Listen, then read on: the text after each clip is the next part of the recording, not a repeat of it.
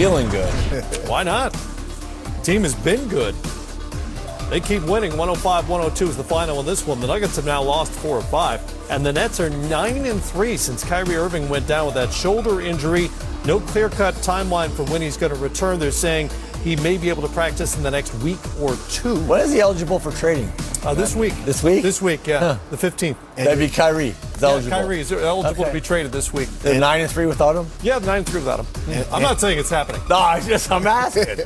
And they're being pretty vague and not really pushing him to come back. No, absolutely not. Why would they? He may practice next week or the week after. This is Dinwiddie's 10th 20-point game in those 12 games since he's been a starter for Irving, and here he was after Dinwiddie, Colorado guy, loving that. A lot of folks back home watching him as he takes it to the Nuggets. What has gotten into this team in Kyrie Irving's absence? 9-3, and not to make it about Kyrie, but you sign a superstar player and he's injured. You expect to get worse, not better. Well, you said they were trading him, so you started this rumor. So I just said I wanted. That's Matt Weiner. Okay? Matt Weiner. But anyways, they're playing like they did last year. They're moving the ball. They're cutting. They're passing. I thought last year this team played with just a sense of purpose. Every night they went out and they competed and they overachieved. I think they're back to that, Brian. I just watch them play, and there's a freedom of ball movement. There's a freedom of body movement. And they just look like they're just hooping, which is fun to watch. Yeah, you know, they have guys on their team that have a hard hat mentality. We talked about Spencer taking advantage of Kyrie's absence. You know, it was much the same thing last year. D'Angelo Russell was the all-star for that team, but Spencer Dinwiddie, you know, Russell missed a lot of games with injuries last year. Spencer Dinwiddie came into his own, and they rewarded him actually with a contract last year before they gave D'Angelo Russell a contract. So what he's doing is really no surprise. But the rest of the guys are, you know, playing their role to a T. And you know, we're joking about Kyrie, and obviously he's a guy that demands the ball a lot, and you know, at the end of the shot clock situation, probably one of the best guys to have the ball in his hand. 9-1-1 player, right? Yeah. Exactly. You know, but right now, the way they're playing and everybody's comfortable, and like I said, like, they have something to prove. And you know, all the talk was about Kyrie and about Kevin Durant coming to join this team, and neither one of them are out there right now. And the guys are showing that we're still a team without them. They're top 10 in the league in assist percentage since Kyrie has been on the shelf. What can he take away as he's watching his teammates and the way they're playing right now for when he returns? Well, to try not to do too much when he does come back, you know, see what they're doing and what's working for them, and then just kind of make himself fit in with them instead of them having to fit into him when he comes back. I mean, I think that's the biggest thing. And then obviously give more maybe on the defensive end. We know he's a great offensive player, but defensively this team has been better when Kyrie has been out as well. Well, you know why you have a ton of 9-1-1 shots? Because you don't do anything in the first 20 seconds of the shot clock. So, I mean, good Lord, if you do something in the first 20 seconds, there's no need to call 911. How often do you call 911, Matt? Every day? I don't think I've ever called them. Okay, well, there you go. So that you shouldn't be calling them every single possession. Push the ball up, and every time someone says, you know, he's a great late clock guy, that just happens by accident once or twice. It shouldn't happen it shouldn't happen consistently throughout. So they're just moving. I said there's a freedom of movement by watching them. Now, conversely, are we going to talk about Denver at some point? Yeah. Okay, perfect. That's going to be my next question. All right, well, good. I'll just. Are you going to let me ask it, or are you just going to? No, you already talked about trading Kyrie and started that rumor that way. But, you know, then conversely, look at Denver. They're the slowest team in the league at pace. Defensively, they're elite. They're great defensively. They just have I watch them offensively. I think, what happened to this team that had that, Brian, last year? It was ball movement, body movement, Jokic getting triple doubles, 10, 12 assists. There was all kinds of stuff going on. What has happened? Well, you know, Jokic had a good game tonight, but we talked about early on in the season when they first started, he looked really out of shape. Yeah, he was fat. And so maybe that could be a reason why their pace is slowed down. But I also think that Mike Malone is searching for his rotation and that lineup that's going to click and get it going for him. You know, he started out the season. Torrey Craig was starting. Right. He's not playing at all. Malik Beasley was out of the mix. Now he's playing.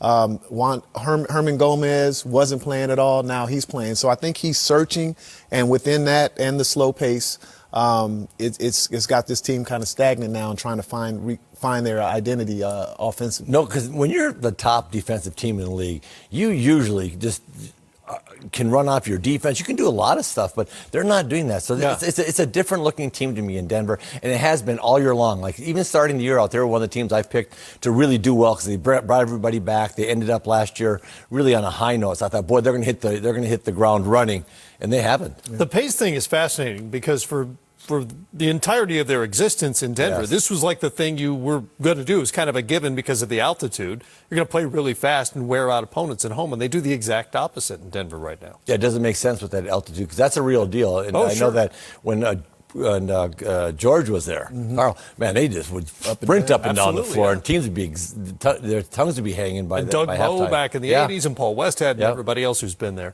All right, more coming up here on Game Time. The Blazers are back at work tonight in Portland. We'll get some perspective on Carmelo's time in the Great Northwest when we come back. Stick with us here on a Sunday night. Blazers' hot stretch was interrupted on Friday night by the even hotter L.A. Lakers, despite Damian Lillard's 29 points. But they have won 4 of 6 as they host the Thunder tonight in Portland, which will be Carmelo Anthony's 10th game with the club. And as you see, after easing his way back in, Melo's been pretty good offensively, averaging more than 18 a game on 48% shooting, 44% from 3 over the last 6. Let's get into the Blazers a little deeper with Casey Holdahl of Trailblazers.com with us from Portland tonight. And Casey, obviously there was a lot of curiosity about Carmelo, what kind of shape he was in, what he would have left when the Blazers signed him. What has surprised Terry Stotts and his new teammates the most? I think probably one, just how well he's come in and just ingratiated himself into the situation. Now, Portland's locker room has always been a fairly open and egalitarian locker room. Damian Lillard, not the kind of guy who really kind of manages from the top down. He really tries to keep everyone on the same level. And to have a guy like Carmelo who has a stature and a reputation and, I mean, for lack of a better term, an aura in the NBA, for him to come in and to really just become one of the guys in that locker room, I think is something that there might have been some concern or at least maybe some questions about how quickly a guy of Carmelo's stature would really kind of fold into that locker room, and it has been an incredibly easy process so far. I mean, it really, everything that they've asked Carmelo to do, he's done, and he's done it willingly, and I think that probably more than anything is what has maybe surprised him. Though Terry Stotts likes to talk a lot about how he doesn't really like to put limitations or expectations on players, particularly when they're coming in. He really wants to allow guys to come in and show who they are rather than bringing a bunch of preconceived notions about who a player is. So I think between Terry's kind of approach to how he welcomes in new players and, again, how gracious Carmelo has been, I think that has made for a really smooth transition that I think a lot of people were maybe concerned that it might not go as well as it has. Well, and so far, albeit in a short sample or a small sample size, the Blazers have been 11 points better per 100 possessions with him on the floor than they have been with him off the floor. We'll see if that continues. I mentioned the Blazers are coming off a rough night on Friday. The Lakers ran roughshod over them, and they lost Rodney Hood to a torn Achilles tendon. He is now out for the season. For a team that's been trying to find the right combination of depth, be it their bench or the starting unit and the bench, really for the last few seasons now, how big a blow is Hood's loss? It really is an enormous blow to this team. I mean, for a couple reasons. One, Rodney had been playing such good basketball, shooting better than 50% from the field and darn near 50% from three, despite the fact that he's a guy who mostly scores on jump shots. He's not driving to the rim. He's not getting a lot of looks at the rim. He's doing that with shots from the outside, and that really eases things up, particularly for Damian and CJ. And so to lose Rodney in that respect really hurts this team. There's really no one else on this team that they can plug in that kind of provides that offensive pop that Rodney does. The other piece, too, is that they were already pretty short on forwards as it was anyways. Obviously, one of the reasons why they signed Carmelo Anthony is because they were basically to the point where they didn't have a whole lot of guys over 6'8" who could actually get out there on the floor and play on a night-to-night basis. And so losing Rodney really makes them thinner at a position they were already incredibly thin at to begin with. And so then it becomes a question of what do you do to make up for that loss? Obviously, they do still have a spot open. They might consider doing something there.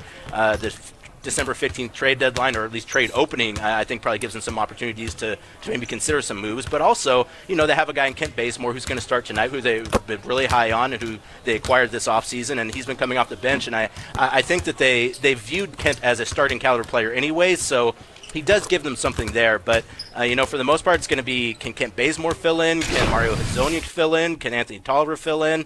And while it's possible that they can do it in spurts, it is a bit hard to imagine that they're going to be able to give this team what Rodney Hood has, which is incredibly accurate three-point shooting and incredibly accurate mid-range shooting, which, again, is something that really takes the pressure off guys like Damian and CJ, and to a lesser extent, guys like Carmelo. And at 9-14, they need to be going the opposite direction, not losing players. They're not among the top 8 in the West at the moment after a Western Conference Finals appearance last spring. Obviously, there's been turnover. There have been more injuries now. What, though, has been their biggest issue on the court this season? I think defensively, it has been a struggle all year long, and part of that is